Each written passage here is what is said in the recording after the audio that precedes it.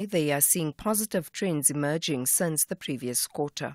6,945 murders have been reported to the police. That is a reduction of 49 murders compared to the previous comparable quarter, whereby we moved from 7,000. And then for sexual offenses, 13,090 had been reported to the police, a reduction of 193. Attempted murders, 6,911 had been reported to the police, an increase of 756. The Senzo murder trial has been postponed to Monday by the High Court in Pretoria due to the unavailability of the next state witness. Sergeant Mukula is writing exams today and could not come to court. The cross-examination of Sergeant Vuzumuzi Mukhane has been put on hold until further notice, as all the defense lawyers want to first go through the report of a car tracker expert, Michael Dupree. 5 men are on trial for the murder of the Bafana Bafana captain, State Prosecutor Advocate George Boloy. The next witness that the state will be calling is Sergeant Mukula. Yeah. Unfortunately, she's writing an exam a lot. My learned friends have got no objection if we stand the matter down until Monday to continue to commence with her evidence. Okay, so we postpone until Monday? Yes. Confirm the arrangement. 2 suspects have been arrested in Gauteng following a burglary at the offices of the South African Rugby Union in Cape Town earlier this week. Police spokesperson Novella Putelwa says the men are being questioned by the Western Cape Police Serious Violent Crimes Unit. She says the men will make a court appearance in Cape Town once charged. Since the break-in, the detectives have been hard at work in their quest to apprehend the perpetrators of the break-in that resulted in laptops, South African rugby paraphernalia and high-end liquor being taken. Action SA in KwaZulu-Natal is proposing that the city of eThekwini be renamed in honor of the late IFB founder Prince Mangosuthu Buthelezi. Buthelezi passed away in September at the age of 95. The chairperson of Action SA in KwaZulu-Natal, Zwakele Mngwango, says it's only fitting for the metro to be renamed after Buthelezi because he was a father figure to the Zulu nation. He says the proposal will be brought forward to the public. What we are not suggesting is this arrogant, it's normally done by the ANC to impose changes without consultation. So we are proposing actually to say, look, let's begin the consultation. Let's hear what people are saying. Let's see whether budget-wise, how much going to cost. But we know renaming the municipality can't be like the straight renaming where there's a lot of changes. You don't change addresses, just change of name and logo probably. But we do believe that, honestly, in KZN, with only one metro, it's fitting to honor Ushenge for the contribution he made for this province. And finally, aid agencies are being forced to halt delivery supplies into Gaza due to a lack of fuel. Communications are also down for a second day in the enclave. The UN's biggest agency in Gaza, UNRWA, says it's no longer able to bring in and distribute aid. UNRWA's official, Juliette Thomas, has made an urgent appeal.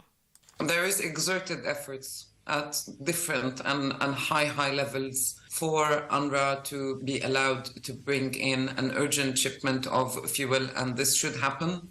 And we should never have gotten to where we are right now, where we're almost begging for fuel. Absolutely unacceptable and in fact unbelievable. So there should be an urgent shipment of fuel, and there should be a resumption of the telecommunications network. Recapping the top story, the Bela Bela Magistrates Court in Limpopo has granted bail to 2 of the 3 accused in the February 20 burglary at President Cyril Ramaphosa's Palapala farm. For SAFM News, I am Anne Musa. Make every weekend a fragrance weekend with Dis-Chem Pharmacies. Get an incredible 20% off your favorite fragrance like Antonio Banderas, Coach, Davidoff, Jimmy Choo, Kenzo, Mercedes-Benz and Jupe. This weekend only, 18 and 19 November. Shop online or in-store for the best prices on our wide range of luxurious fragrances. Dis-Chem Pharmacies. Better health starts here. When business challenges rise, so do we. Because hey, kuningi. Luckily, Bidvest Bank is a bank built out of business. So, customizable services come naturally. And once we get to know you, your ambitions, and the seasons of your business, we can tailor the efficiencies and solutions that help turn your income into the outcome your business needs. Visit bidvestbank.co.za to learn more. Bidvest Bank, banking built for your business. An authorized FSP and registered credit provider. Eskom understands that electricity is an integral part of running a business. However, electricity demand is currently higher than supply, and energy efficiency is critical. Businesses are encouraged to reduce consumption between 7 a.m. and 6 p.m. by not leaving electrical equipment on standby mode, as well as turning off unnecessary lighting. We can reduce load shedding by working together. Every kilowatt counts. Pakishani. We are going to Durban when Bafana face Benin in the FIFA 2026 World Cup qualifiers. On Saturday, 18 November at the Moses Mabhida Stadium. Gates open at 12 p.m. and tickets are available for 50 Rand for adults and 20 Rand for children at Ticket Pro. Come dressed in your national colors to support Bafana to win prizes. If you are not in Durban, catch the game on SABC1 at 3 p.m. Also available on sabcsport.com. The Full Circle with Bridget Masinga, Monday to Friday, 1 to 3 p.m.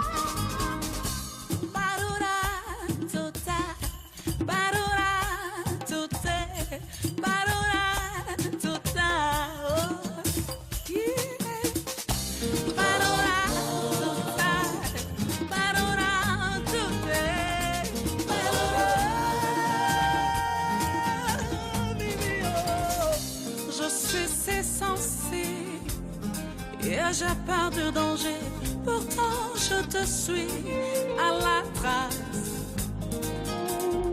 Je te vois et tu me fascines, je te cherche, je te suis, je te poursuis, mais pourquoi? Mais pourquoi?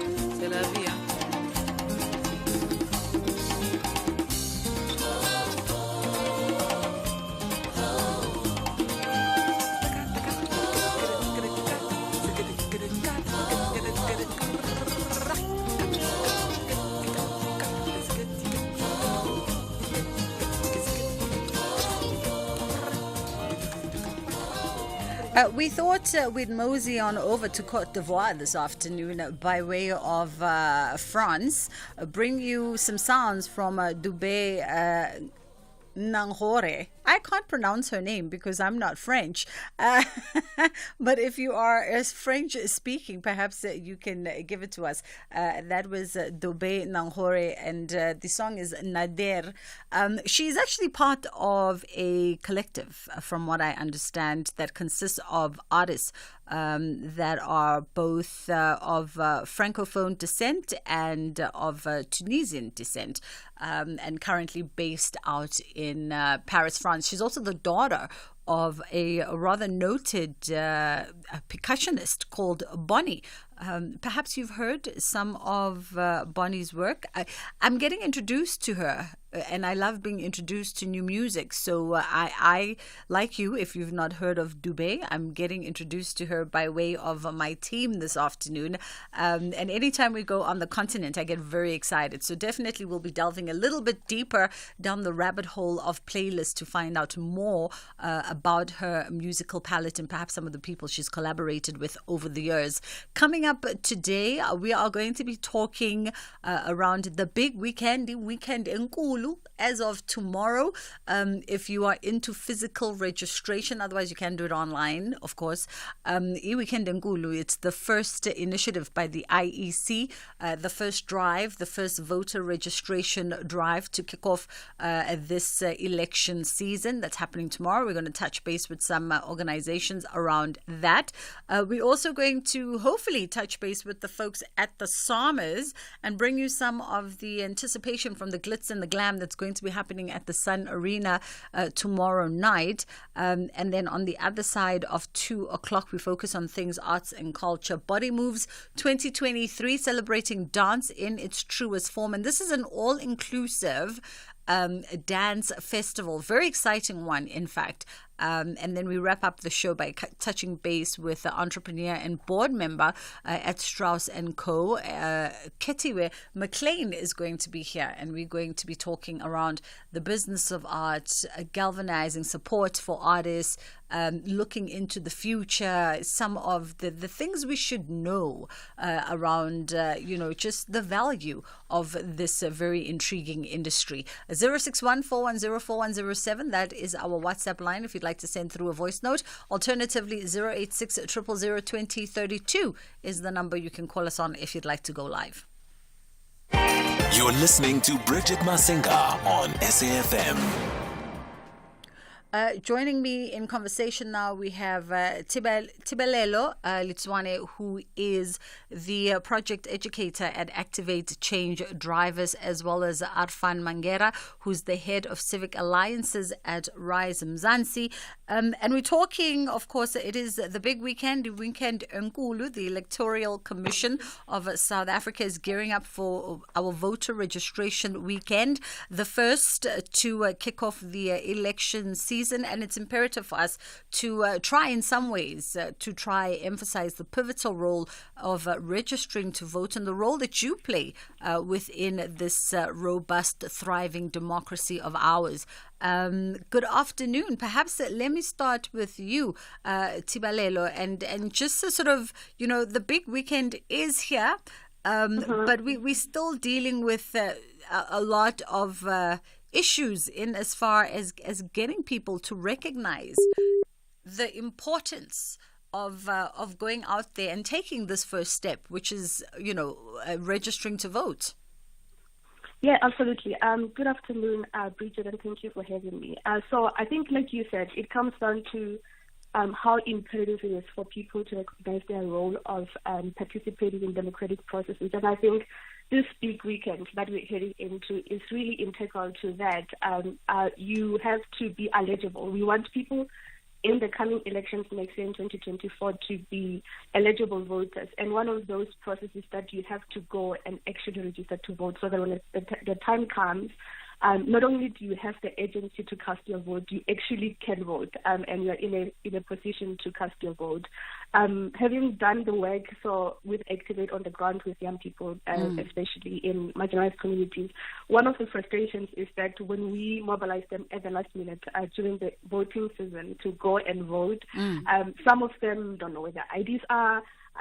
Some of them are not registered, so it becomes a really frustrating and unfortunate situation where when people are finally decided to participate in this important democratic process of just voting, as is one of the processes, they are not eligible to vote. So it's very important that we kind of nudge people into having that agency and making a big deal out of actually going there to physically register to vote, whether online or in person.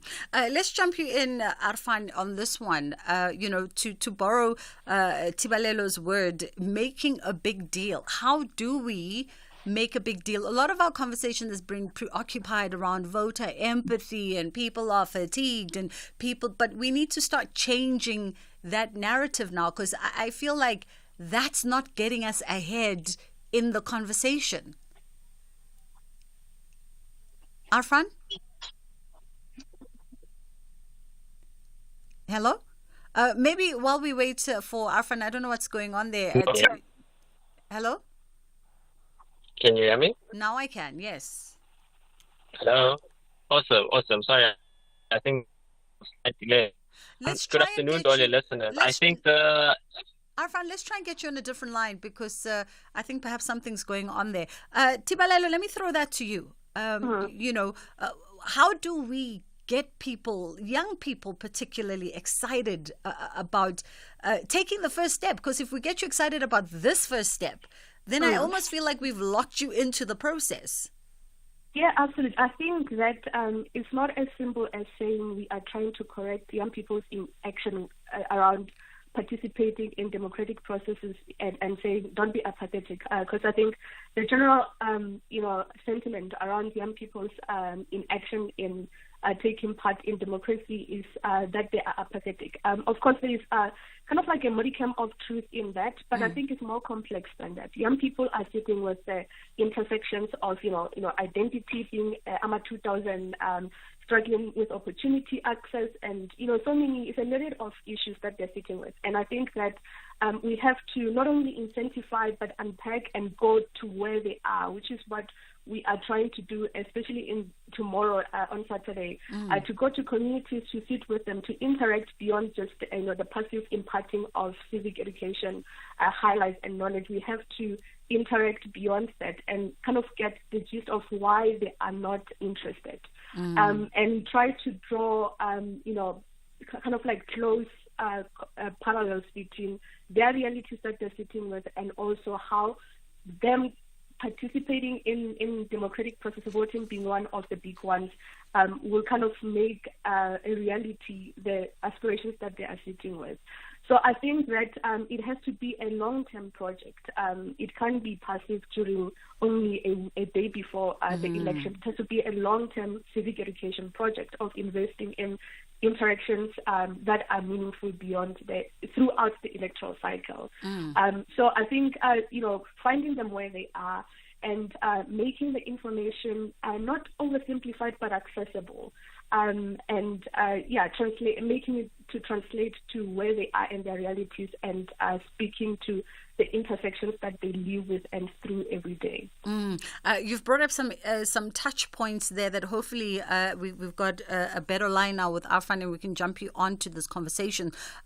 Long-term and meaningful engagement, I think, and we've seen some of the bigger political parties call to question whether or not, if we had to throw this at the laps of the IEC as part of their mandate, whether or not the IEC is actually engaged in long-term and meaningful engagement with this young demographic leading up to, or is it something that they find themselves on the back end of all the time?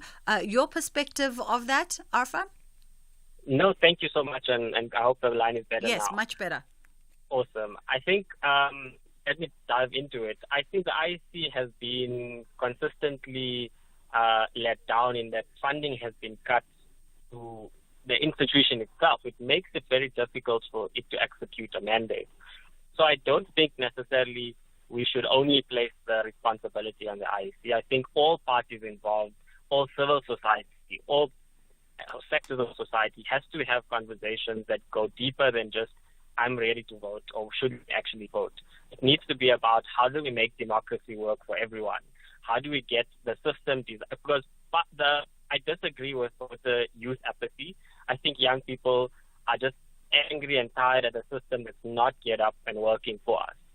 So, for example, in the medium to long term, we can't have a system where party bosses decide who must be held accountable and when. We need a system that we actually all of us on this call can at least name half of the parliamentarians that are elected into parliament, because that's what we should have as a constitutional democracy. Currently, we can't even name perhaps 5 outside of ministers. And that's a fundamental problem in this political system we have, and how young people don't feel represented within the chambers of power, within decision making. And I want to raise this because it's not merely voter education. For doing this, I come from that place. I think it's more about the way the structure is designed and how it consistently excludes young people. It's a clear indication that we have a very youthful population, and yet barely half of that population is engaged in voting. It's because they're not incentivized. They don't feel like the current menu of options in the political establishment actually speak to them. So we need to gear up and change all of these things which speak to the political culture shift, which is our own attitudes and behaviors toward democracy, and how we invigorate new measures for participation, but also for localized activation, because we also can't be far removed from the society in which people are from.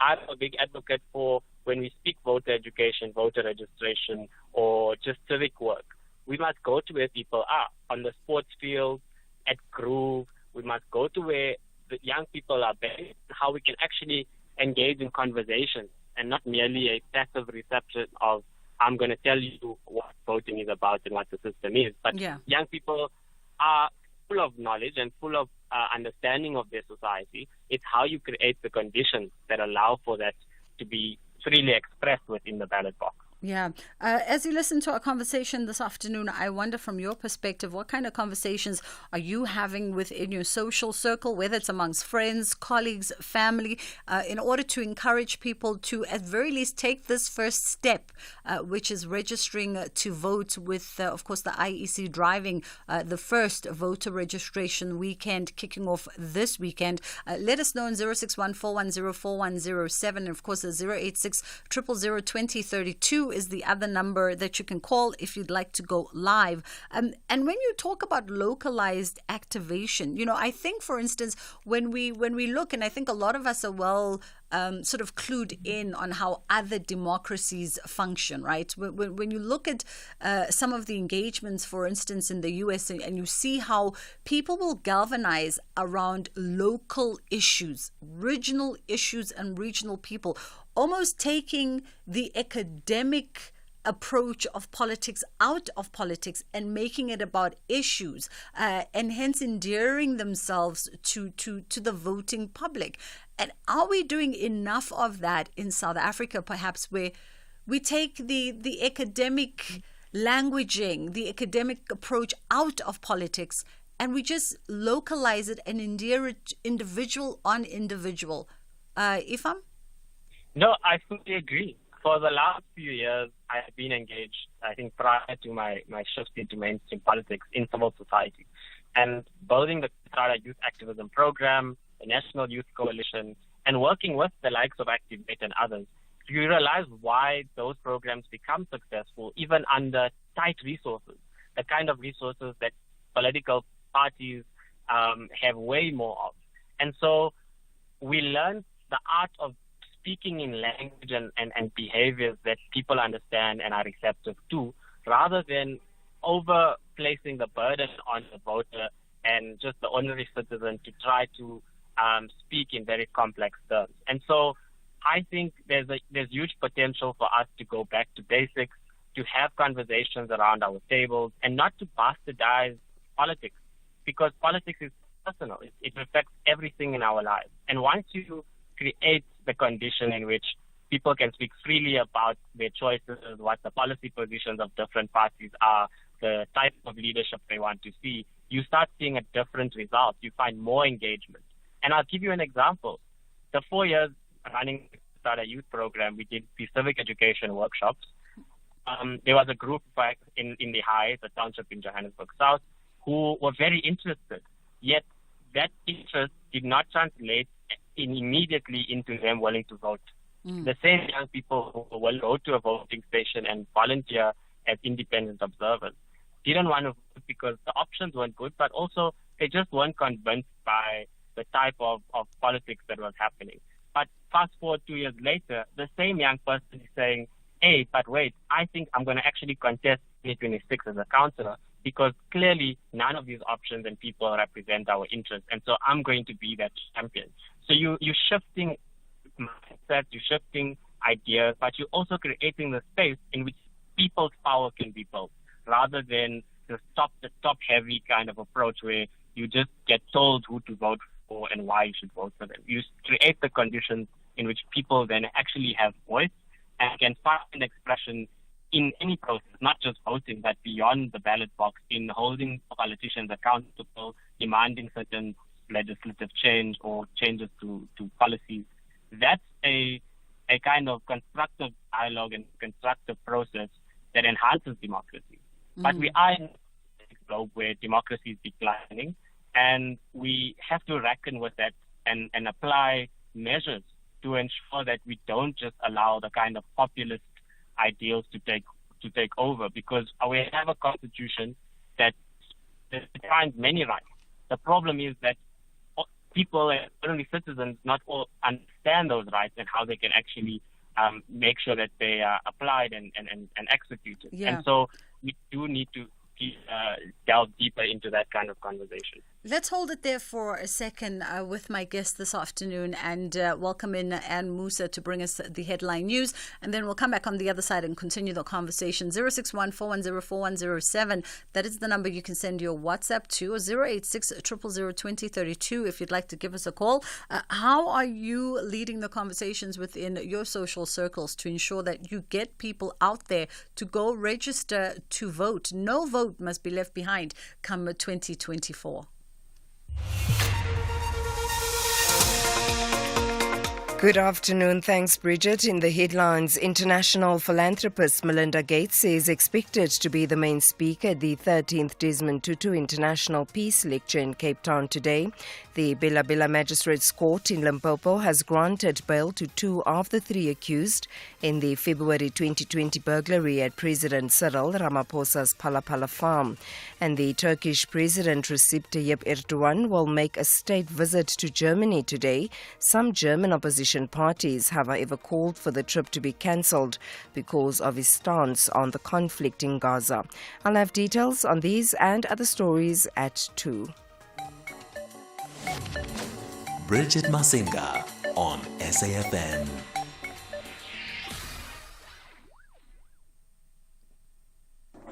Good afternoon, Sister Bridget. Is Fred the Tracker here in Free State. Sister Bridget, as a registered voter myself, I would encourage people to go and register to vote. But the challenge now is, that ballot paper that looks like a booklet with all those people telling us lies, but they are the ones.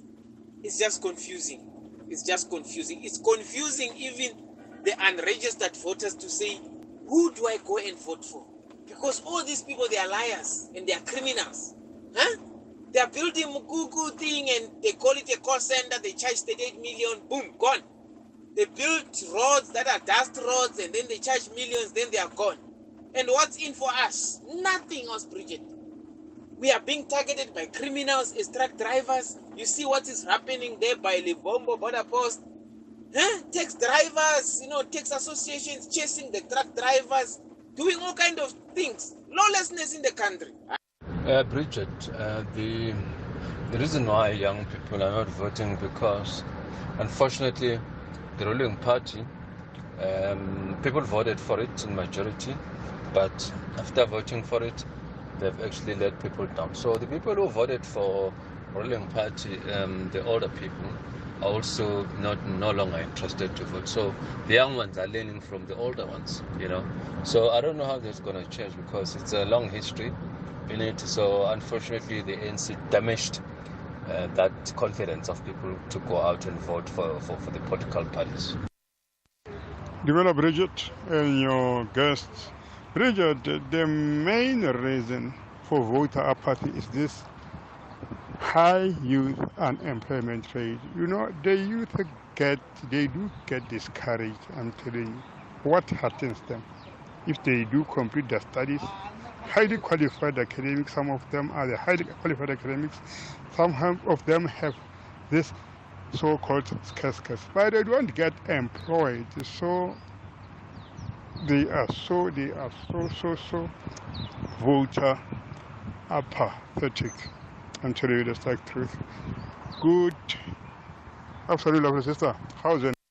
Bridget, the reason why young people are not voting because, unfortunately, the ruling party, people voted for it in majority, but after voting for it, they've actually let people down. So the people who voted for ruling party, the older people, are also no longer interested to vote. So the young ones are learning from the older ones, So I don't know how that's going to change because it's a long history in it. So unfortunately, the ANC damaged that confidence of people to go out and vote for the political parties.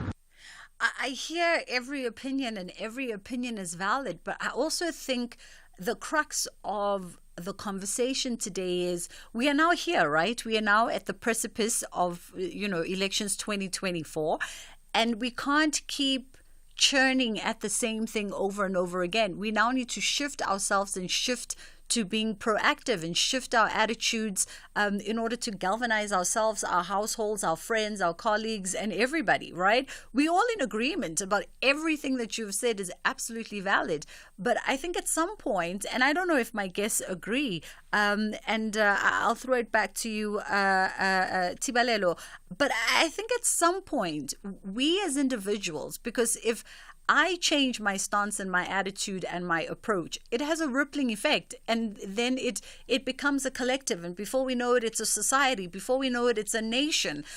We can't keep leading from the same perspective. At some point is what I'm trying to drive at. At some point, our attitudes need to change so that we can be the change we want to see. We can be the representation that equals participation that we keep calling for. Going to be a collective national project. It's not just for young people or older people.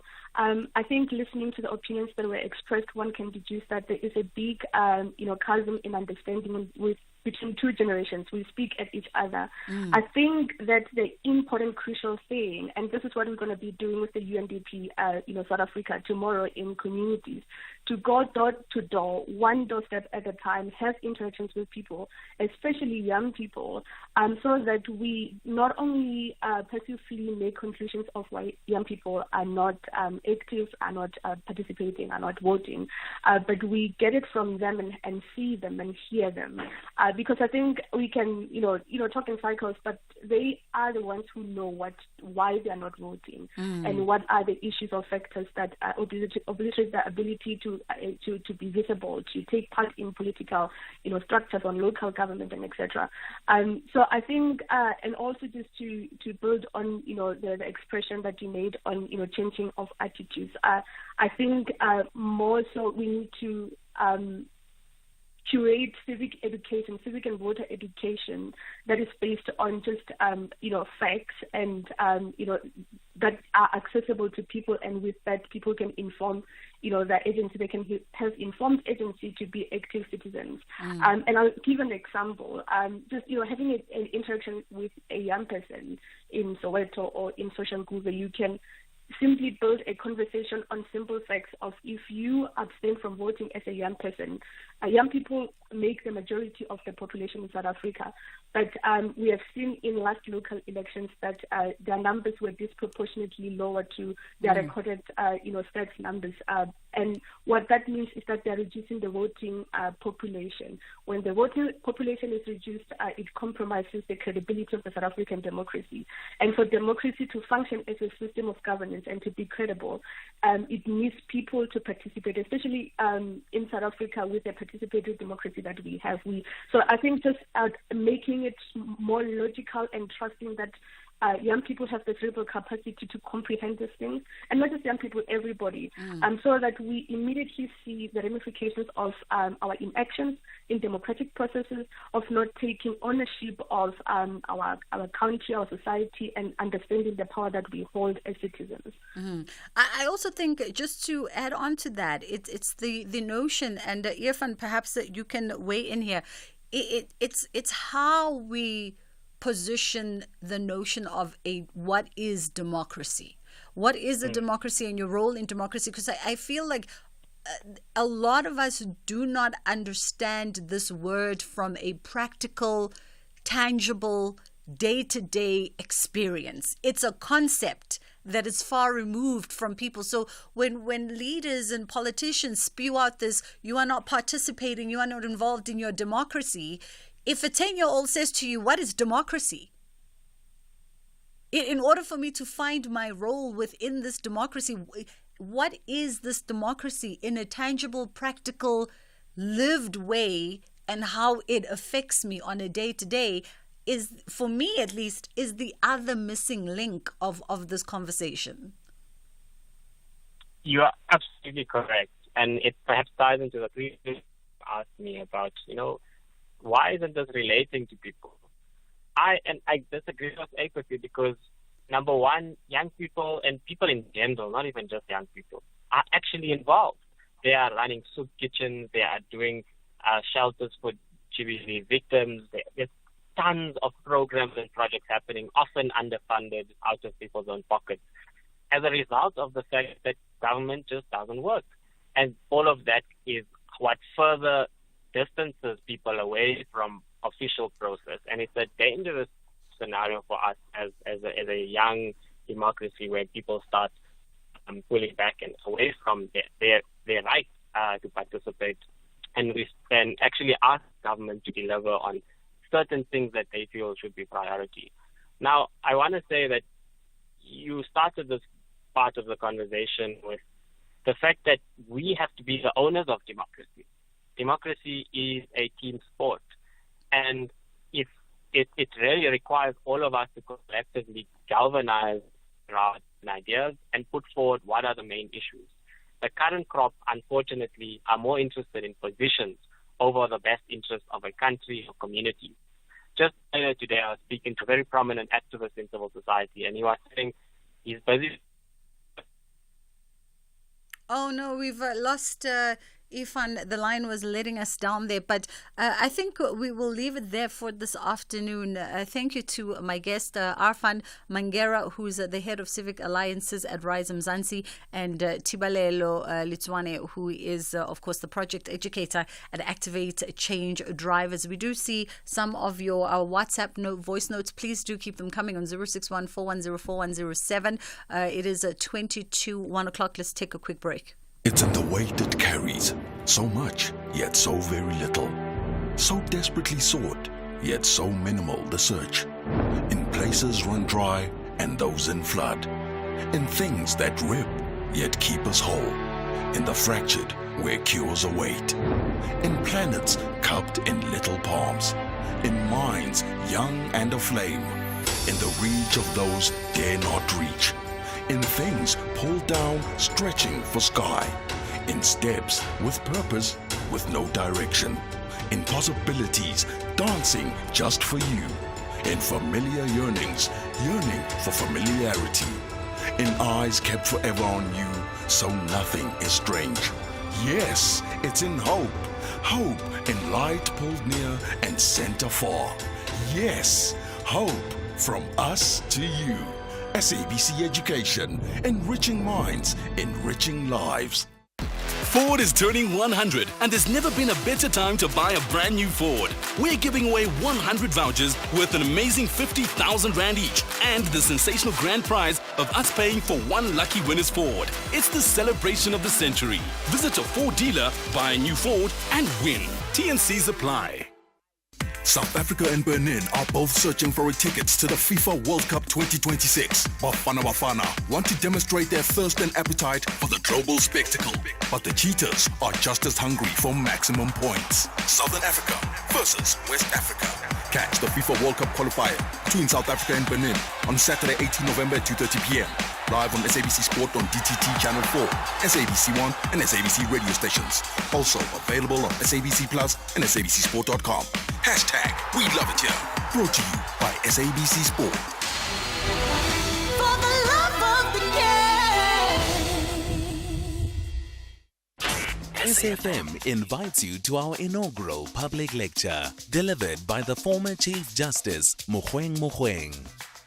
The theme of the lecture is constitutionalism and upholding the rule of law in South Africa. Has corruption and malfeasance eroded the moral fabric of the democratic dispensation? The lecture will take place on the 29th of November 2023 at the SABC M1 Studios in Johannesburg. Secure your seat by emailing us at info@safm.co.za. SAFM, leading the conversation. SMS SAFM now on 41391. Bridget Masinga on SAFM. A quick catch up with a young lady who graces your TV screens on a regular basis.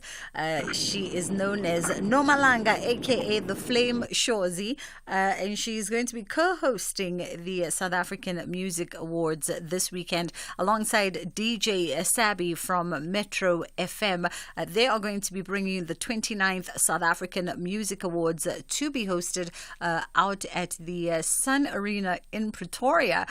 Hello there, lovely lady. How are you doing? Sawubona mangethu njani? Ngiyaphila unjani? Ngiyaphila ngingajabula ukukhuluma nawe emoyeni emsakazweni. Gotta love it. I can imagine, Uguti, you are very excited about this weekend coming up. I mean, hosting the 29th South African Music Awards. It is a big deal. I have to tell you, Bridget, it is a dream come true. This is a moment I've been waiting for my whole life, since I think I was 13 years old, watching the Summers on screen on SABC 1, now becoming a part of SABC 1, to the point where I get to host the Summers. It's unheard of. It's unbelievable. But I'm just soaking it all in. I'm so excited. This is your moment to shine, and it's going to be a wonderful one. I think, especially considering everything that's just happened as a build-up, but now to know that the Summers have found a home for 2023 and they're going ahead. I'm sure even in the rehearsal arena, the energy must be electrifying. The energy is electrifying, and I think it's even more so because, you know, the Summers have partnered with the Africa Fest, you know, which is a huge deal. It's an amazing concert as well. So the energy is just unbelievable. But I think more than anything, it's such a beautiful message that has been sent to the South African artists that it doesn't matter when, it doesn't matter how, we will acknowledge you and we will celebrate you as a South African artist, as a South African musician. And I think that is what, for me, is the most important messaging here, you know, that no matter what might go down, the Summers will happen.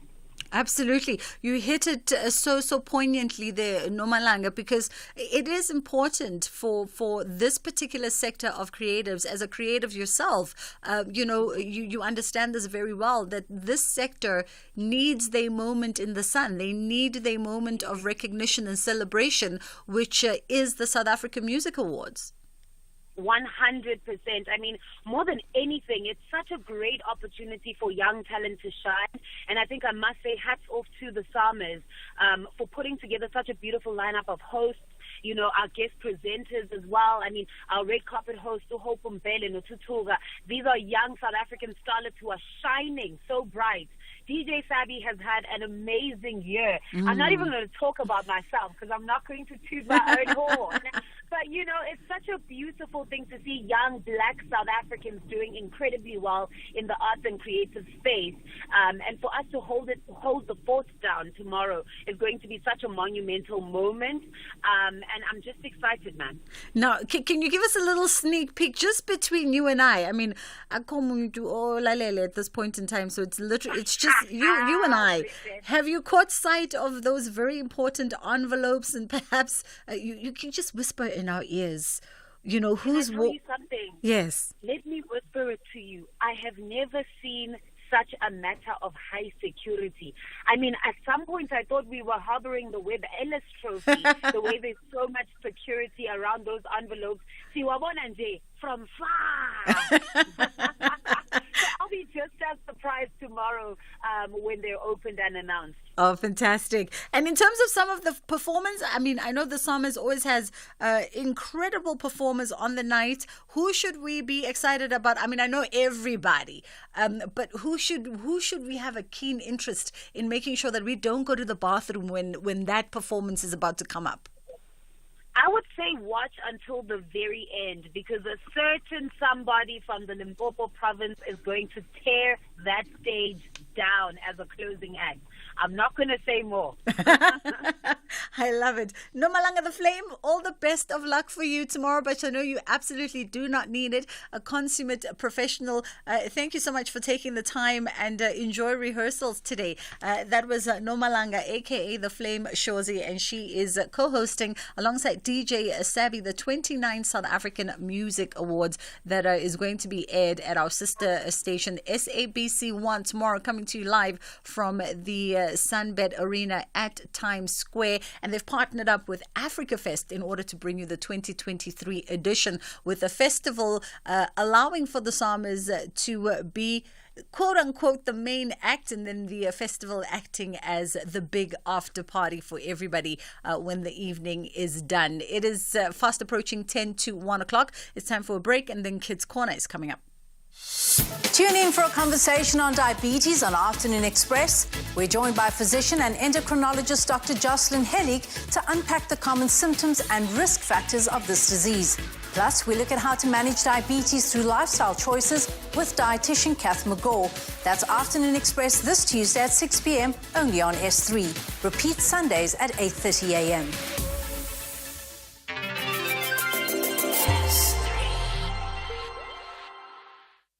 Mzansi, we thank you for what you did yesterday, today, and what you will do tomorrow to meet your tax obligations.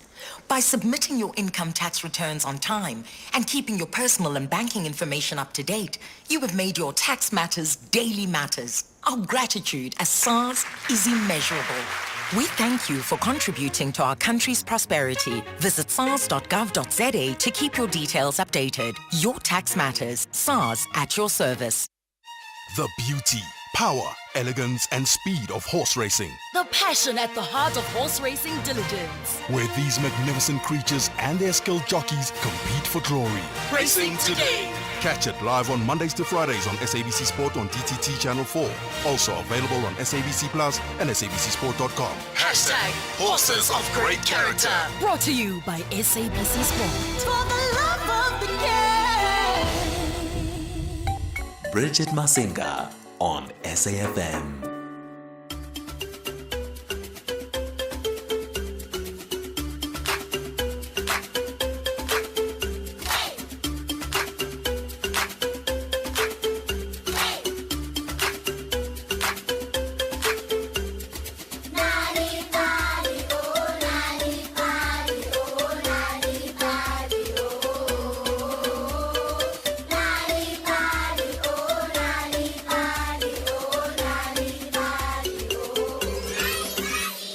Friends, and welcome to another exciting episode of Nali Bali.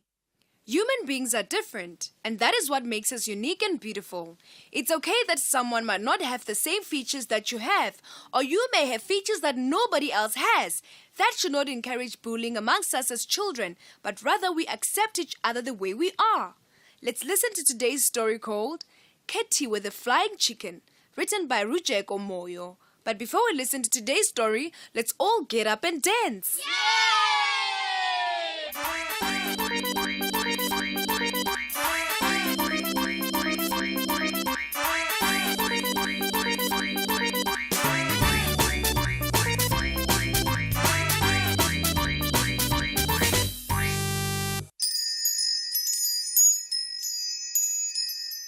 A mother hen gazed proudly at her 6 chicks. Their chicks were 4 days old.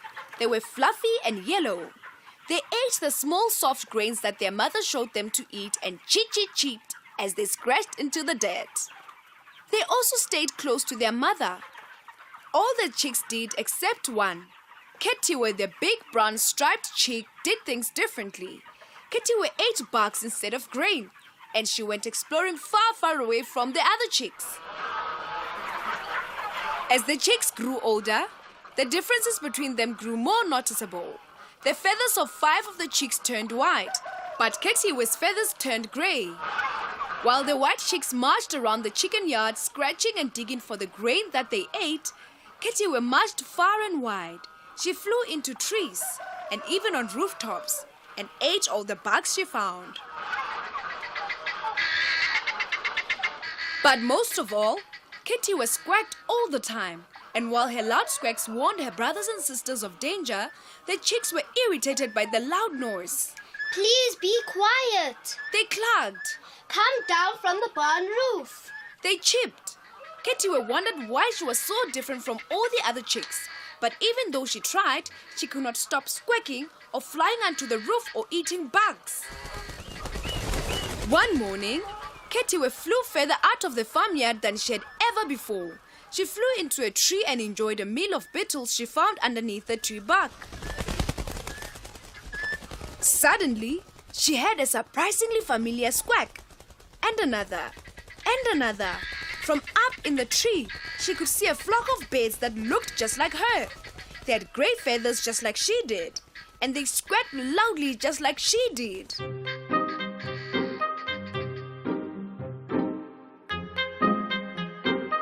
Ketiwe was very happy to find creatures that looked and sounded just like her. But what were these creatures? She rushed over to meet them. Guinea fowls. That's what they were. And that's what she was. Ketiwe finally knew why she was so different from her brothers and sisters. She was a guinea fowl.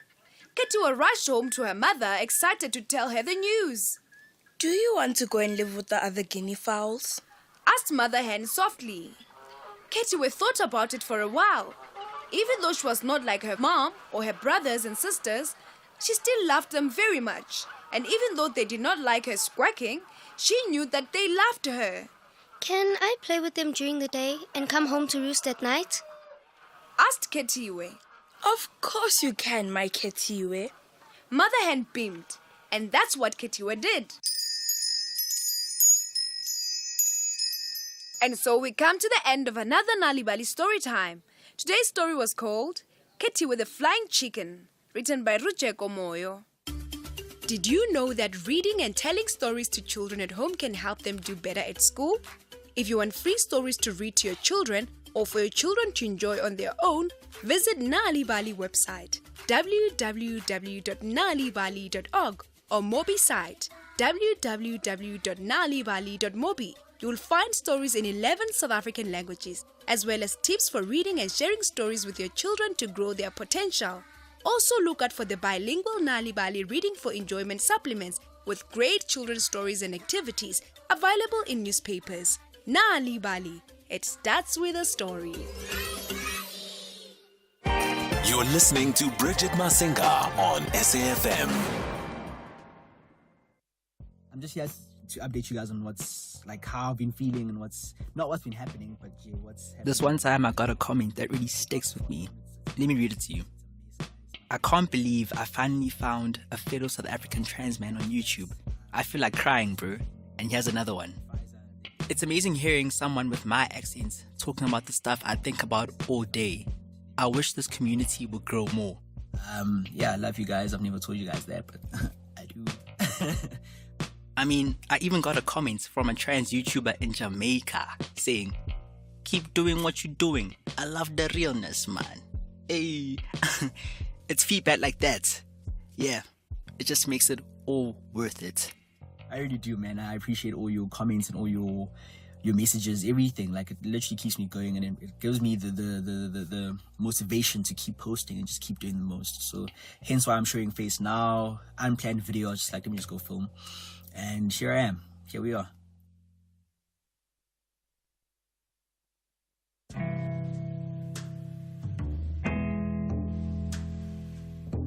You can still find Knox on YouTube, although he posts to TikTok more often these days. We asked him if he felt it was still necessary to be on social media to help other queer youth, and he said it's 50-50. Even though things on YouTube have slowed down, he still gets messages from people saying his channel changed their lives. But things are moving quickly. Trans kids younger than him are living more freely. They don't feel the need to explain themselves to the world like he did. Coming out online could have gone much worse for him, but he always knew he was willing to take the hits if it meant he was paving the way for the next generation to live more unapologetically.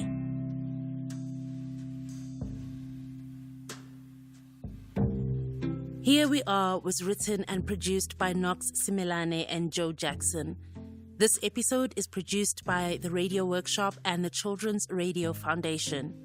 Joe Jackson is our managing producer. Rob Rosenthal and I edited this podcast. Additional production assistance by Martha O'Donovan and Naomi Gruen.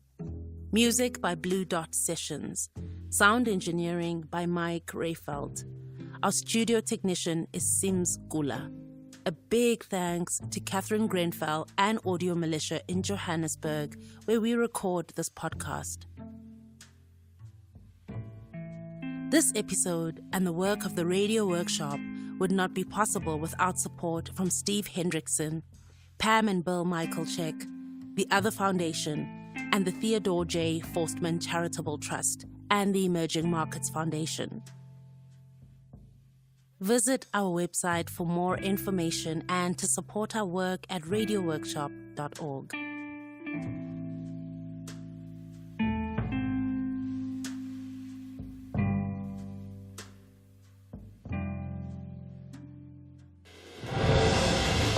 SAFM supports a litter-free South Africa. Play your part in keeping our surroundings and environment clean.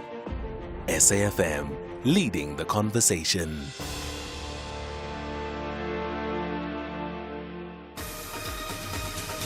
Independent and impartial. This is SAFM News. In our top stories, Melinda Gates to deliver Desmond Tutu lecture and siblings accused of Palapala farm theft granted bail. Good afternoon. International philanthropist Melinda Gates is expected to be the main speaker at the 13th Desmond Tutu International Peace Lecture in Cape Town today. The annual event, hosted by the Desmond and Leah Tutu Foundation, will take place at the Cape Town International Convention Centre. Mercedes Besent reports.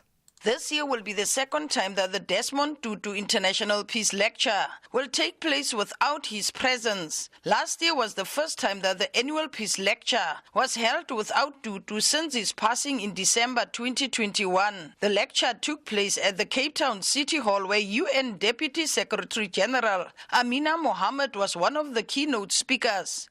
This year, Melinda Gates will be the second international figure to speak at the lecture in the absence of the late Archbishop. The theme for this year's Peace Lecture is Unlocking Women's Power for Peace and Prosperity. The Bela Bela Magistrates Court in Limpopo has granted bail to two of the three accused in the February 2020 burglary at President Cyril Ramaphosa's Palapala farm. Siblings Floriana and Ndilina Sho Joseph were granted bail of 5,000 and 10,000 rand respectively. The co-accused Emanuela David is continuing with his bail application.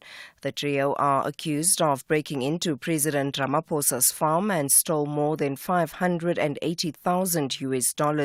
Jabulani Beloy reports. When delivering judgment on the bail application, Magistrate Pradeshni Ponnane said that the pair have satisfied the court and have met the requirements to be granted bail. The court has, however, imposed strict bail conditions against the Joseph siblings. One of the conditions is that they are not allowed to leave Bila without informing the investigation officer. The Senzumeiwa murder trial has been postponed to Monday by the High Court in Pretoria due to the unavailability of the next state witness. Sergeant Mukhula is writing exams today and could not come to court. The cross-examination of Sergeant Vuzumusi Mukhane has been put on hold until further notice, as all the defence lawyers want to first go through the report of car tracker expert Michael Dupree. 5 men are on trial for the murder of the Bafana Bafana captain, State Prosecutor Advocate George Boloy. The next witness that the state will be calling is Sergeant Mukhula. Yeah. Unfortunately, she's writing an exam a lot. My learned friends have got no objection if we stand the matter down until Monday to continue to commence with her evidence. Okay. Okay, so we postpone until Monday? Yes. Contractually arranged. The community of Qebe village at Qentane in the Eastern Cape are threatening to boycott this voter registration weekend due to what they call poor service delivery in the area. They are accusing the government of neglecting their needs. The residents are complaining about poor road infrastructure, water scarcity and no health facilities. Community leader Mzolisi Mdikane says they've engaged authorities on both local and provincial level without any success. Further field, and finally, the Turkish President Recep Tayyip Erdogan will make a state visit to Germany today. He is due to meet with the Chancellor Olaf Scholz in Berlin. Some German opposition parties have, however, called for the trip to be cancelled because of his stance on the conflict in Gaza. The BBC's Damien McGuinness reports. I think it's safe to say this is one of the most controversial state visits Germany has had for a long time. It's a very bare programme, no cheering crowds, no public speeches, and that's because Mr Erdogan is an incredibly controversial figure here, a divisive figure here. For years, really, Germany and Ankara have had difficult relations over many things, from migration right through to the stance on the war in Ukraine. But when it comes to the Israel-Gaza war, there is a huge divide. Recapping the top story, international philanthropist Melinda Gates is expected to be the main speaker at the 13th Desmond Tutu International Peace Lecture in Cape Town today. The annual event hosted by the Desmond and Leah Tutu Foundation will take place at the Cape Town International Convention Centre. For SFM News, I am Anne Musa. The Full Circle with Bridget Masinga, Monday to Friday, 1 to 3 p.m.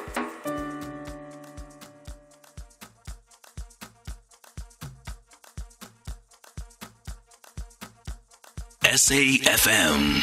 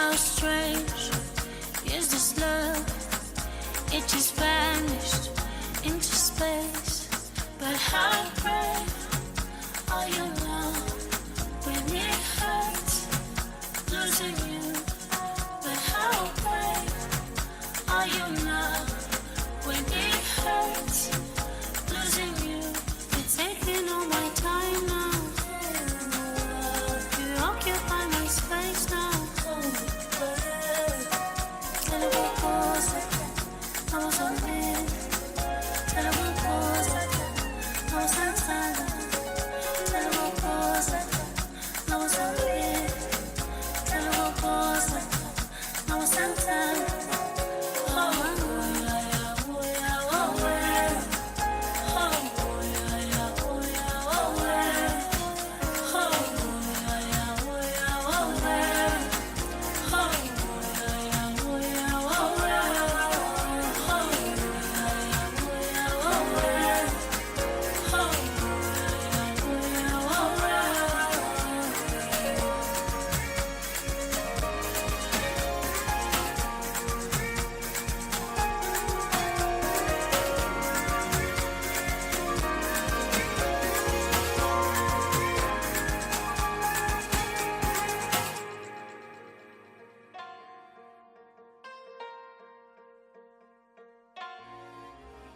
How brave are you now when it hurts losing you? How brave are you now when it hurts losing you?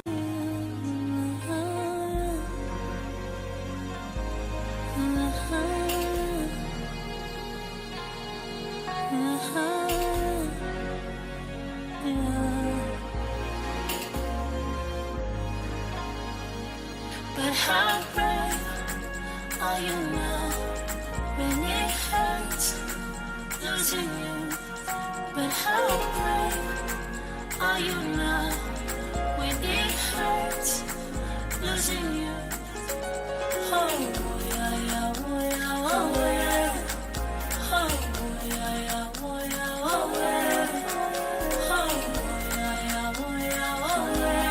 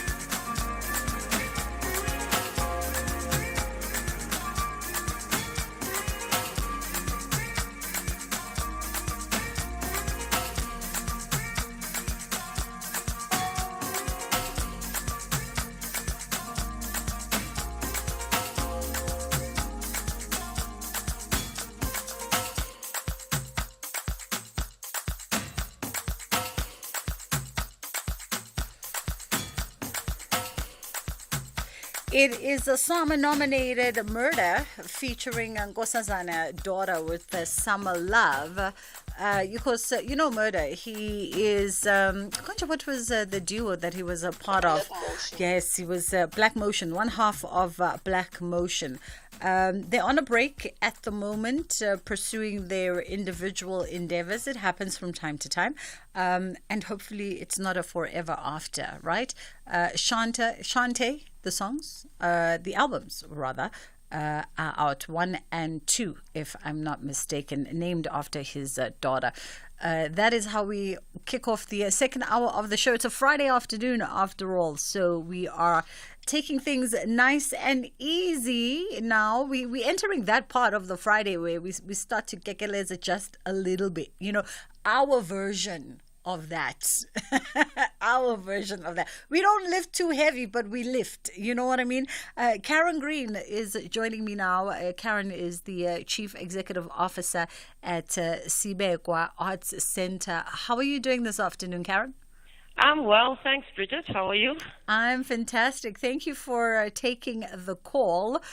So the Body Moves International Inclusive Dance Festival is returning for a triumphant second edition. It's a very unique festival, this one, because it's championing both able-bodied and disabled dancers, and it's going to be hosted at the Sibekwa Arts Center in Benoni from the 20th until the 26th of November.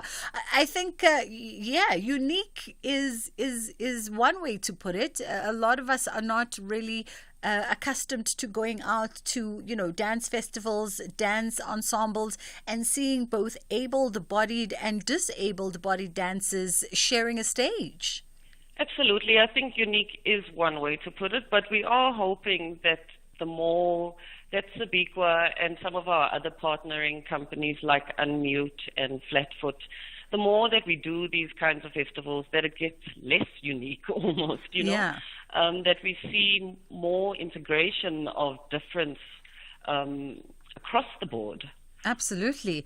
And actually, we've seen a lot of dancers, on international stages coming through with all kind of disabilities, taking to the stage and showing just how much, the disabled body can really be able to move and perform in the most extraordinary ways. Absolutely, and still at the same professional level that you would see in perhaps an able, just as able as some of us without, physical or visible challenges. Absolutely. But let's talk a little bit about, because we can't also avoid the fact that there are some challenges, of course, that a lot of disabled performers and creatives would have to face that an able-bodied performer would not have to face, and how sort of the industry is responding to that, if it's responding at all. I think the other thing is that people with disabilities, particularly those that need devices around their mobility, that those devices become part of their bodies. It becomes part of how they move and how they walk and how they dance. But yeah, I think the question of access and how the industry is responding is really important. So one of the components of our festival is actually a live stream discussion that's going to be looking at issues around access. So how are young people with disabilities able to access training and other opportunities within the industry? And then also, how are audiences and society accessing more information and how they are receiving dance by people with disabilities? So really, really important conversation. And although it would have been great to have started these conversations a lot earlier. It's crazy to think that it's happening now in 2023. But there are many people within the industry that are doing this work. So it's really nice for us to be able to contribute in taking that conversation forward. Absolutely. And of course, the festival is set against the backdrop of Disability Month. And so, as you say, these conversations, very important, pertinent to be having, and with a focus on it in this moment in time. Absolutely. And hopefully we will begin seeing, easier accessibility for people with disabilities. If you think just about some of the dancers that are based in Gauteng that are needing to make use of public transport, it's already so difficult for an able-bodied person. So what are we thinking? What are we doing to make our fuller society more accessible for people with differences? And that is a very good question to sort of leave on our laps with my listeners and myself. What are we doing to make things a little bit easier? Body moves, of course, you guys are stepping up the beat, and it's not just, about dancing. It's not just about the exchange, but the cultural exchange and the collaboration that's coming out of this festival. Illuminate that for us a little bit. We're very excited about that. We are having dancers from Belgium, from Flanders, from Ireland, and this year we are particularly excited because we've got dancers that are coming from Kenya and Madagascar. So it's going to be really interesting in relation to the dance companies that are coming from South Africa, to have a conversation and to see what we can learn from each other, what can inspire different ways of thinking and doing. But we are very excited to have such a diverse group of dancers being part of the festival this year.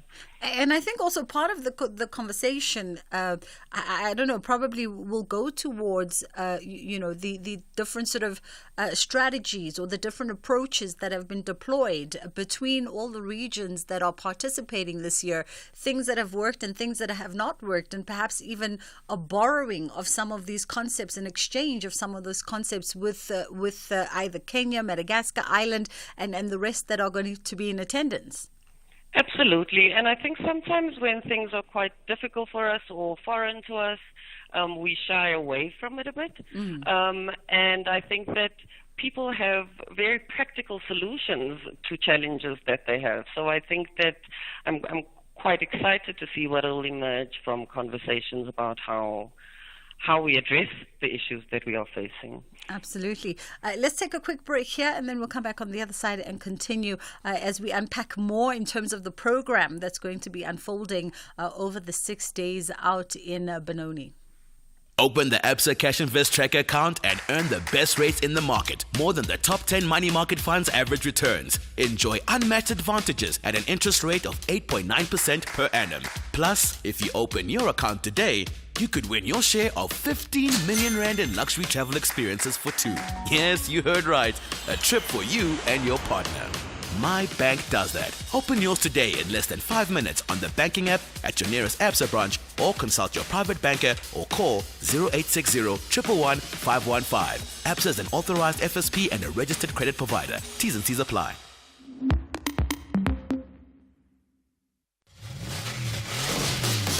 I like to sell it, but want a good price for it. Where can I sell it? I like to sell it. I like to sell it. I like Whoa. You want to sell your car? Yes. Okay. Why do you ask? Well, because we'd like to buy it. We'd like to buy it. We'd like to buy it. We'd like to buy it. You want to sell it? We want to buy it. We buy cars. The best way to sell your car by far. Have you ever noticed how unique the rugby ball is? You should check out Head High. The rise of junior rugby stars Mana and Tai. Vince is not just their stepfather, he's their coach. Catch the brothers' dream of the black jersey, Head High, every Sunday at 9 p.m. Live on SABC Sport on DTT Channel 4. Also available on SABC Plus and SABCSport.com. Hashtag Rugby Drama Galore. Brought to you by SABC Sport. For the love of the game. Bridget Masinga on SAFM. Karen Green, who's the Chief Executive Officer at Sibegwa Arts Centre, is joining me. Big Moves International Inclusive Dance Festival is making a return for a second installment.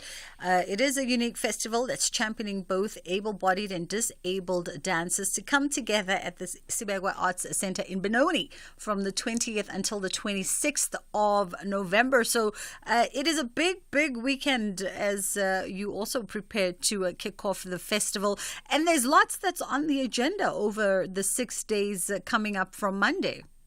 Yes, so we start the week with workshops. We've got a series of workshops that are open to the public, and they will be facilitated by the various dancers and choreographers that are joining us for the festival. And those run at Sabikwa every morning from 10 o'clock. And there is also one that happens at Moving Into Dance on Tuesday at 10:30. So people are very welcome to come in and join, whether it is to observe or to participate in the workshops, and really to get a sense of what we are talking about when we are talking about dance and disability.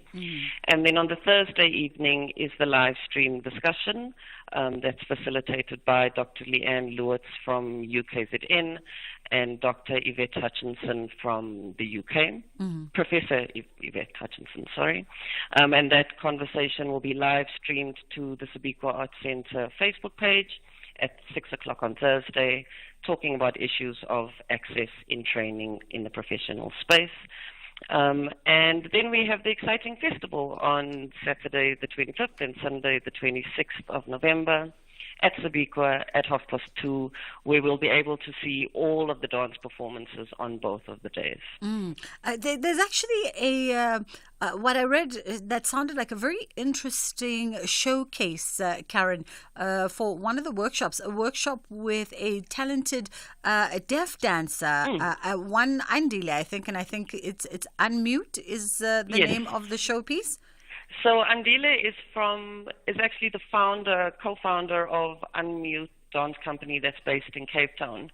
And he established that company because he is a dancer who is also deaf, and it is a very inclusive dance company. So Nadine, who is the other co-founder, is also physically disabled.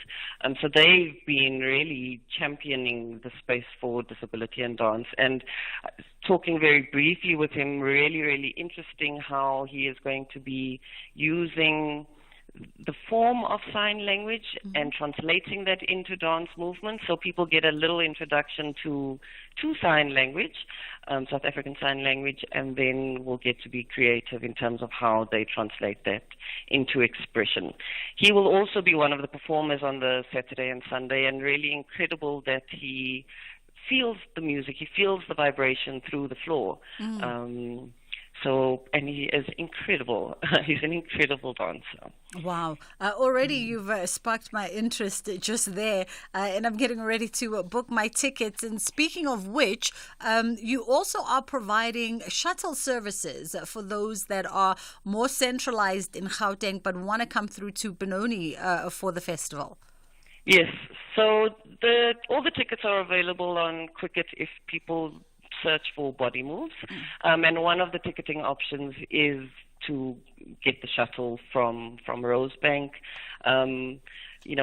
Benoni can sometimes feel a bit far from Joburg, or if you're traveling further from Joburg it really allows also for a fuller experience, and you'll get to meet other audience members that are using the shuttle, and it just makes it quite more fun to get here. Absolutely.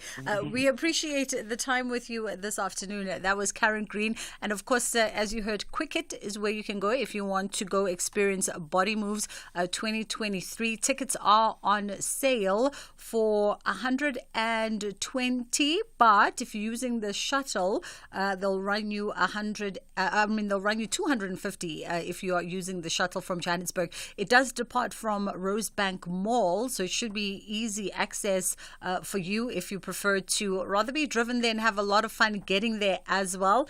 And we always just advise for things like this to just procure your tickets well ahead of time. They've got tickets at the door as well, but why go through all of that?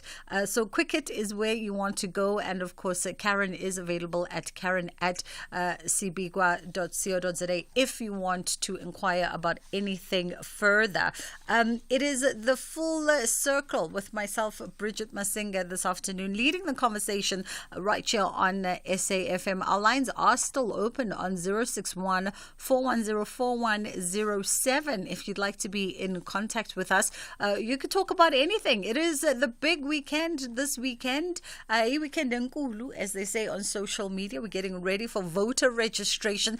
And I wonder if I took a poll here by simple show of hands up. I'm just casting my eye at my team inside and outside in the producer's booth. How many people are actually registered for voting? Wow. I hadn't even finished answering the question, and one of my producer's hands already had shot up, and the other one is apologetically, ashamedly not raising her hand. And herein lies what we always talk about. The one who's shamefully hiding her head is categorized as a Gen Z. So she is in the problematic demographic of people who are not registering to vote and ultimately not voting at all. And I'm hoping that with all the conversations that she's brought forth on this particular show, that she will galvanize herself to register this weekend. Can we get a commitment? Are you going to register this weekend? We got to commit. Are you going to register to vote this weekend? Okay, we're getting a head nod commitment. And everyone else is kind of mute on the situation. I wonder if this is a sign that, let me ask my camera guy in studio, are you registered to vote? He's saying no as well. What a wow. Okay, hopefully before the show is over, we would have convinced our own team here to go out and vote. Ironically, yesterday, as I was watching the IEC's briefing, they were just talking around the state of readiness in Durban. And the IEC in Durban was saying that they have noted before that when the youth are registered, and for them the category of youth fell within 18 to 29 years old, that when they are registered to vote, they actually turn up in their numbers to vote. The problem is when they are not registered to vote, then they don't turn up at all. And I wondered if this was just indicative of like the Durban KZN area, or was this, because this is not the trend. All conversations we've had, this is not the trend nationally, in as far as when the youth are registered to vote, then they actually turn up to vote. So I wonder what they are getting right there, because, she was on the news yesterday morning, Masinga, no relations, at least that I know of, and she was saying that when the youth in KZN are registered to vote, they turn up in their numbers to vote, and they've partnered and collaborated with a lot of the political parties in order for their structures to also galvanize in youth-led spaces, whether it's campuses, wherever youth gather, in order to mobilize them towards voter registration. And it speaks to what our guests were talking about earlier as well. The need to really move as a collective, all the stakeholders that are involved, civic organizations, political parties, general society, to move as a collective to infiltrate youthful spaces, meet them where they are, and have these conversations with them so that we can get them out there to register to vote. It's the first step. It's the first step towards your relationship and your participation in this growing democracy of ours, is for you to get out there and vote. You can also do it online, by the way. And we've spoken so much about voting today that the IEC has just WhatsApped me. You know how the phones are smart these days. They hear everything that you were saying. The IEC has just WhatsApped me to remind me to check my voter status and to check where I am registered to vote. I am registered to vote, for anyone who's concerned to know about that. And Musa is coming through with the headline news.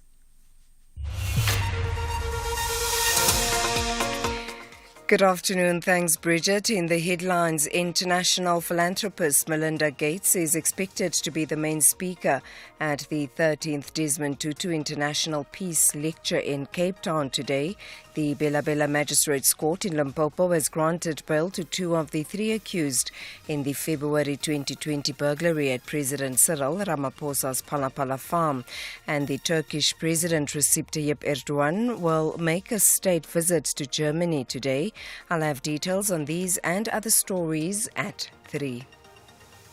SAFM invites you to our inaugural public lecture, delivered by the former Chief Justice, Mogoeng. I reflected on the lives of these men and said, Steve Biko could have been a medical doctor.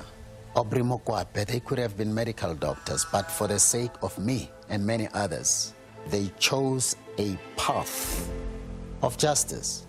What challenges me all the time is there are multitudes out there who are unemployed, who are uneducated, people who from time to time go to bed without food. This is an opportunity to use this privilege, to use this position for the advancement of the cause of justice, because there is so much more that still needs to be done out there. The lecture will take place on the 29th of November 2023 at the SABC M1 Studios in Johannesburg. Secure your seat by emailing us at info@safm.co.za. SAFM, leading the conversation. Buying a new TV? You'll need a paid-up TV license. Need to check your balance? No sweat at all. You just SMS your ID or TV license account number to 44210 for fast, effective balance inquiries. Secure your legal viewing fast and simple. Standard SMS rates will be charged. Terms and conditions apply. TV licenses. Pay yours. Make a difference. Make every weekend a fragrance weekend with Dis-Chem Pharmacies. Get an incredible 20% off your favorite fragrance like Antonio Banderas, Coach, Davidoff, Jimmy Choo, Kenzo, Mercedes-Benz and Jupe. This weekend only, 18 and 19 November. Shop online or in-store for the best prices on our wide range of luxurious fragrances. Dis-Chem Pharmacies. Better health starts here. Dear Africa Chipembe, Siyabonga. Re a leboga. Thank you for experiencing the Rugby World Cup France 2023 in your language of choice on SABC radio stations and SABC TV channels. This journey is fulfilling and exhilarating when you are on board. The front row belongs to Africa Tonga. Brought to you by SABC Sport. For the love of the game. The Full Circle with Bridget Masinga, Monday to Friday, 1 to 3 p.m. It is indeed the Full Circle with myself, Bridget Masinga. By the way, we are streaming on all of our social media platforms, so you can catch us on X as well as Instagram and Facebook. Wherever you are, we are there too. Our handle remains the same at SAFM Radio. And it is the final half an hour of the show on a Friday. And you know what happens on a Friday in the final half an hour? It is a full access. And on any given day, someone fabulous is sitting on the chair. And we are having a great, fun, fabulous conversation with a friend. And she is a mining entrepreneur, a business leader with a degree in fine arts. She's what I call a multifaceted, B-sided individual. And she is joining me in conversation now as a board member of Strauss & Co., serving as a client advisory executive. And she just took to this particular seat a couple of months ago. But Ms. Katima McLean, how are you doing, firstly? I'm very good, and thanks so much for having me on your show. It's only but a pleasure. Your brief biog reads quite interesting because, you've done a few things, like I said, mining entrepreneur, businesswoman, but you have a degree in fine art. At some point, you were based in Europe. She's fluent in Italian. Having been with the South African embassy in Rome at some point, then returning back to South Africa back in 1999. What a journey you have had. Let me start here.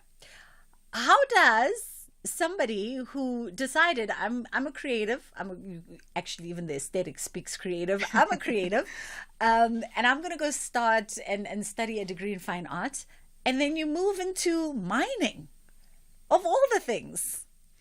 Well, actually, it's a very strange journey. But my love for art started at a very early age. I started painting when I was very young, and it always formed part of who I was. So I was set on going to study art, and I thought Italy was the best place.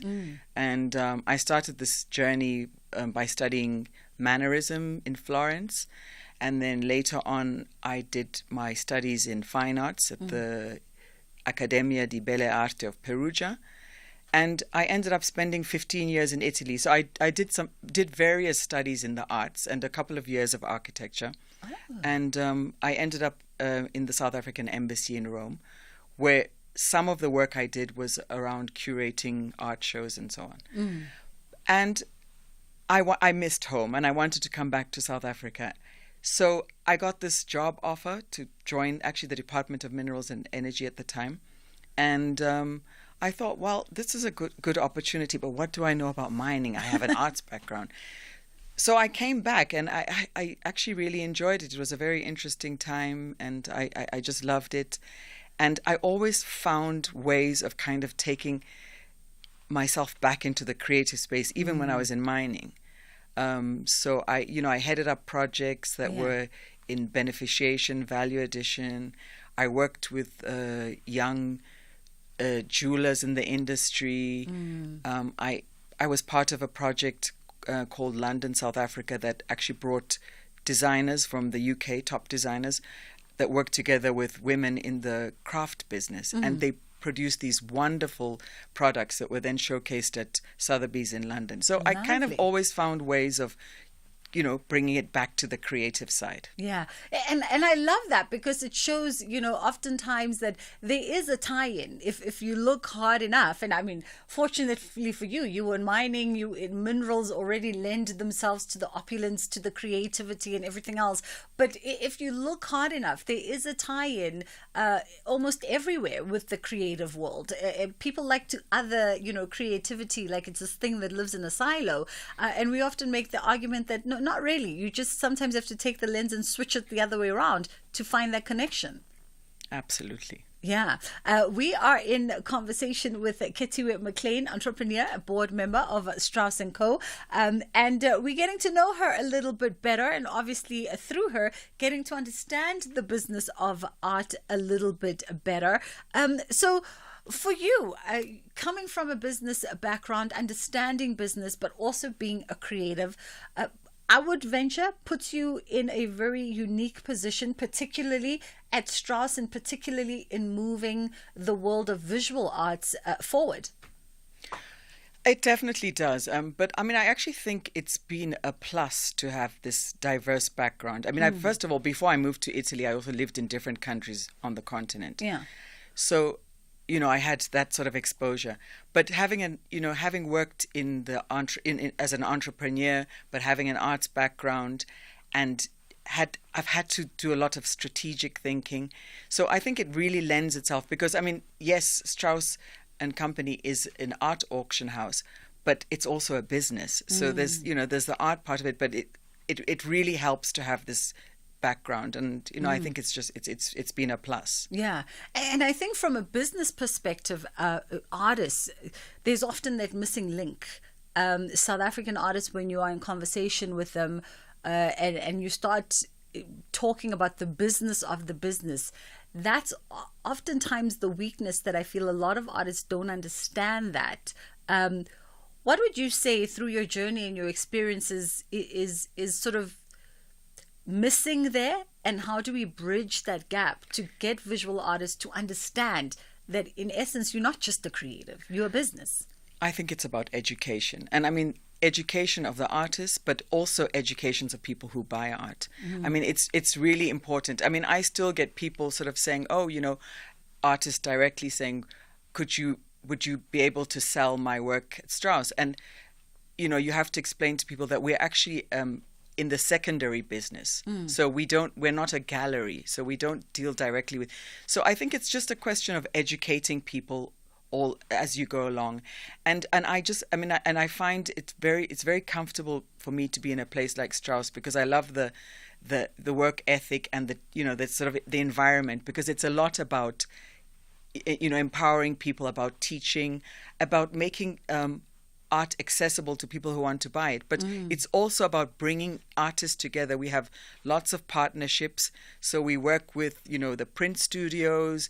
We do charity events with some of the artists. So there's a lot of participation and collaboration with the artists. So we learn a lot from them too. So it's not just a question of, it's a collaboration.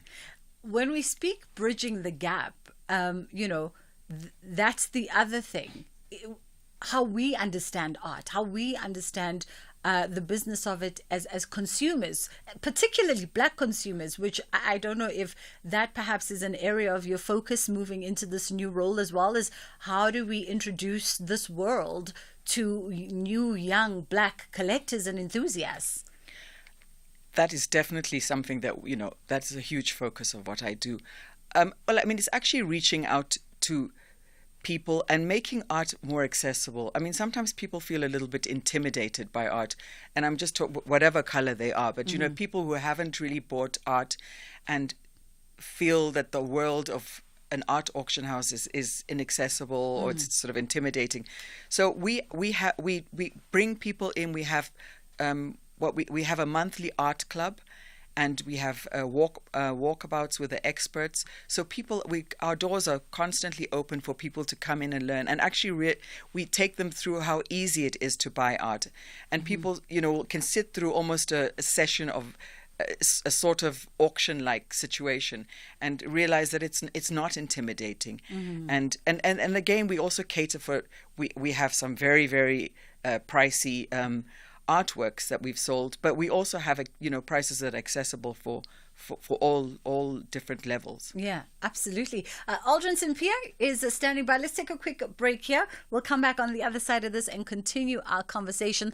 I'm interested in knowing your perspective about young South African artists, what their future looks like globally right now. We've just saw that artsy list coming out with some of my favorites hitting that list, and I wonder what your thoughts are. Aldrin St. Pierre is going to tell us what's coming up on Beyond the Headline.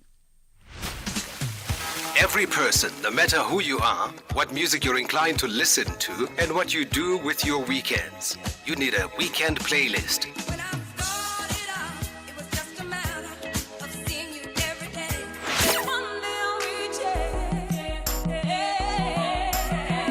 It's that musical mix of music that accompanies the lazy weekends, whether catching up with friends and family or just taking some time to reflect.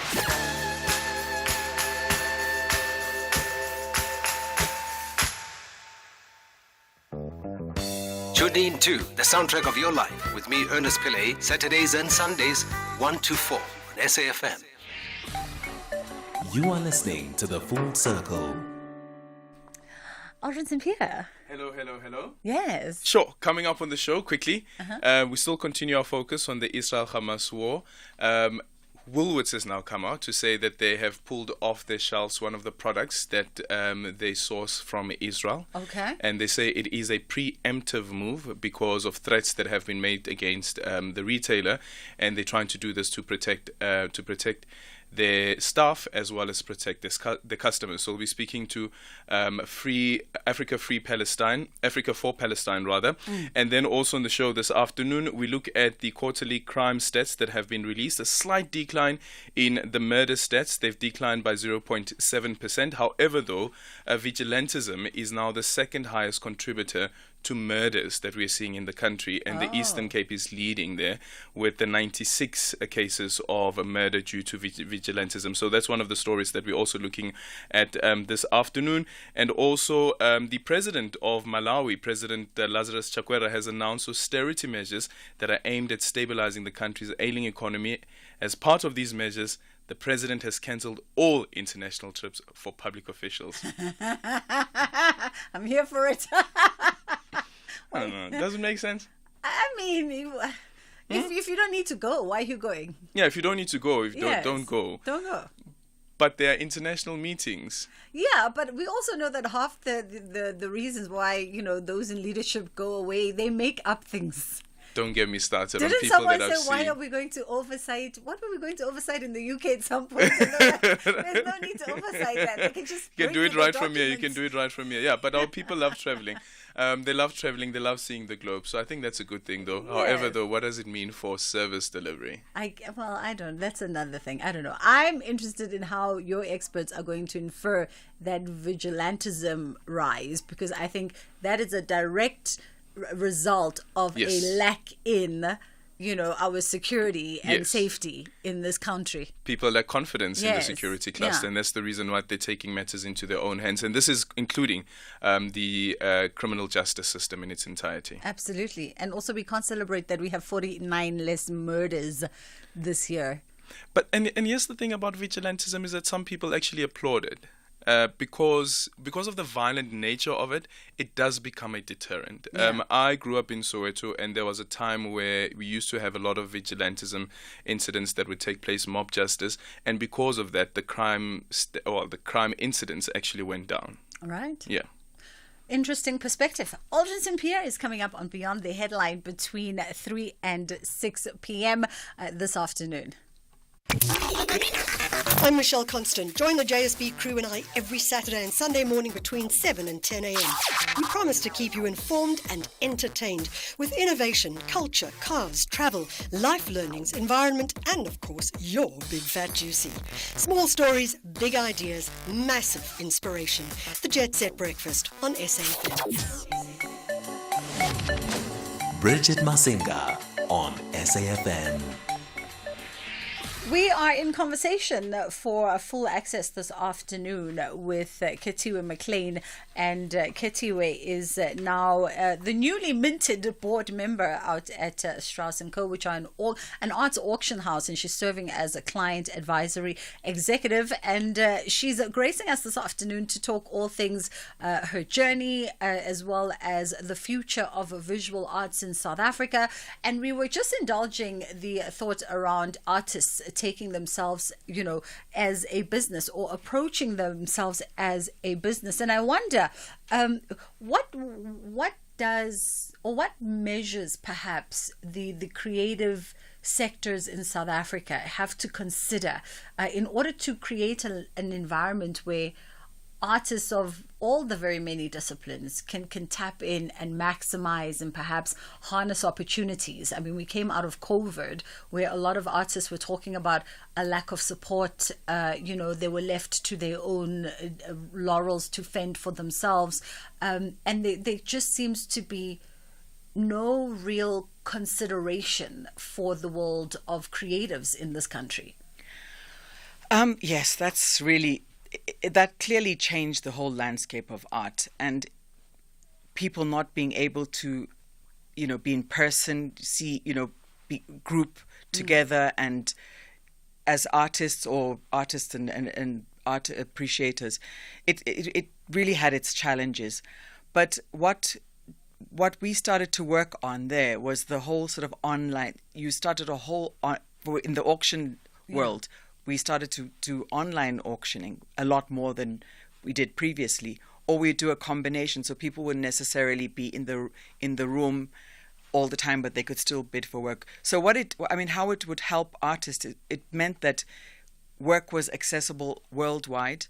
People work didn't have to actually travel or leave the country. People could appreciate it from any angle of the globe. Yeah. So it made it easier to access markets for artists, and also also the collaboration with institutions around the world was a lot easier because of this, building this platform, this online platform. Yeah. Do you think that South African artists and I guess African artists, by way of extension, do you think they are recognizing the opportunities that lie for them right now? Because I feel like we're hot right now, for lack of a better word, Yes, absolutely. I mean, African art, South African art is really, to use your words, very hot at the moment. And there's also been a move to contemporary African and South African art. And I think that's a very interesting dynamic. Mm-hmm. So everybody wants to get their hands on a piece of artwork from the continent. And it's interesting how that develops. So you've got a whole lot of artists that are contemporary artists, but that are also then tapping into some of the modernists, African modernist art painters and sculptors. Yeah. And that's a very interesting dynamic. Yeah.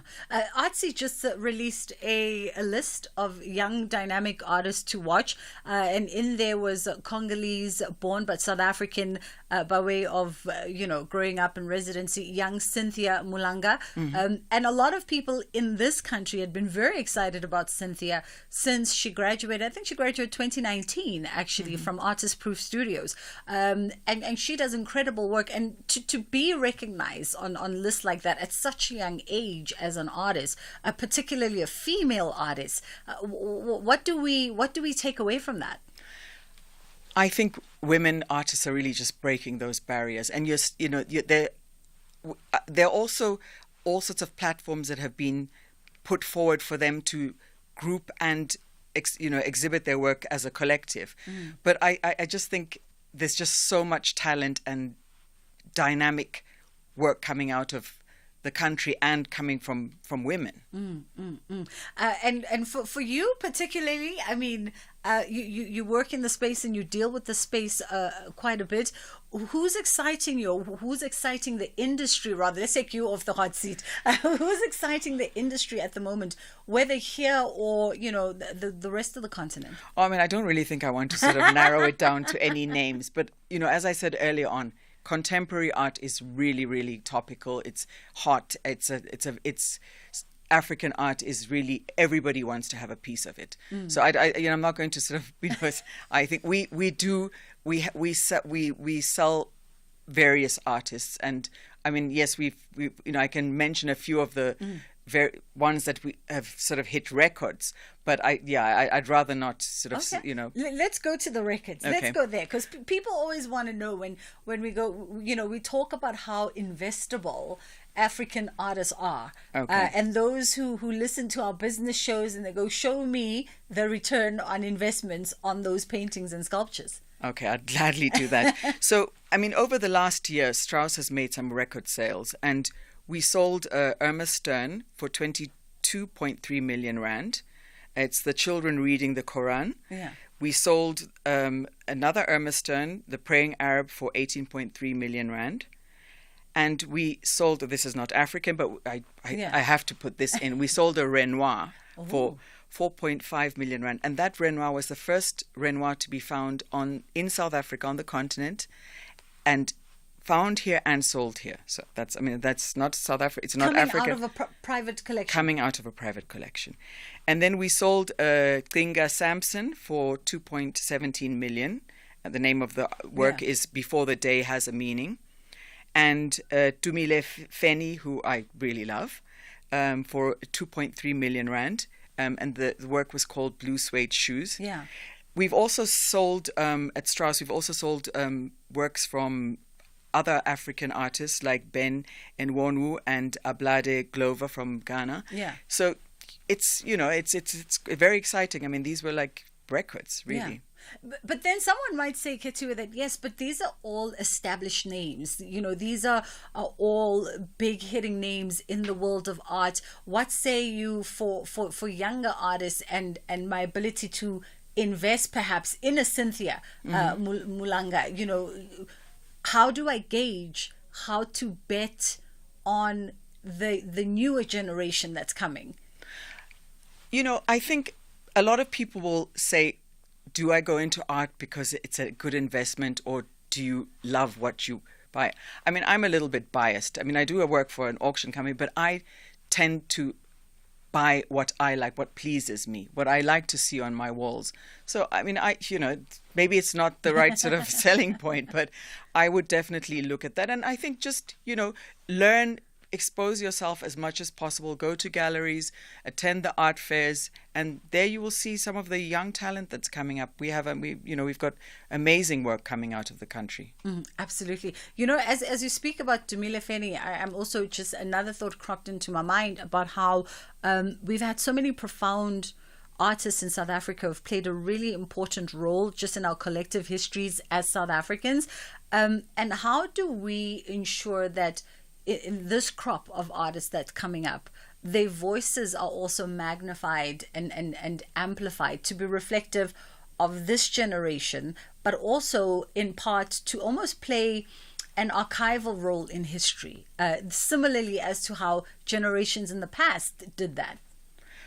I think it's important for artists to also tap into what some of our African modernists have done. I mean, for example, if you look at the sculptures like Sidney Khumalo or Ezra Lechai, those are, I mean, they are absolutely, that's amazing work to look at. And I think, younger artists should make some sort of reference to what came before them. They don't need to reproduce it necessarily, but you can sort of reinterpret work in a different manner and create your own footprint.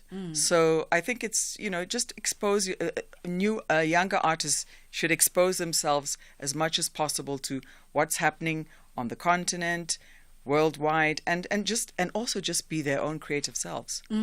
Speaking of exposing themselves to new footprints, there's an argument that's often had about, for instance, if you take Nelson Makamo, who really had quite a unique voice in the world of charcoal, and his aesthetic was quite identifiable immediately. It's been replicated. But almost, ashamedly so, because it's carbon copies of his work almost at times. And some will go, but that's what art is supposed to do. That's inspiration. Is that inspiration or plagiarism? Well, In some ways, it is plagiarism. I can't deny that. But I suppose he should also sort of feel honored that his work was appreciated so much that everybody's looking to see what he did. And I definitely wouldn't encourage artists to try and replicate what somebody else does. You can always take something but make it your own, and don't try and replicate what somebody else has done. Absolutely. That is how we wrap up the show this afternoon. We appreciate the time with you today. That was my guest for Full Access, Katiwa McLean, joining us in conversation. We are going to leave it there with just a moment or two to spare before the top of the hour.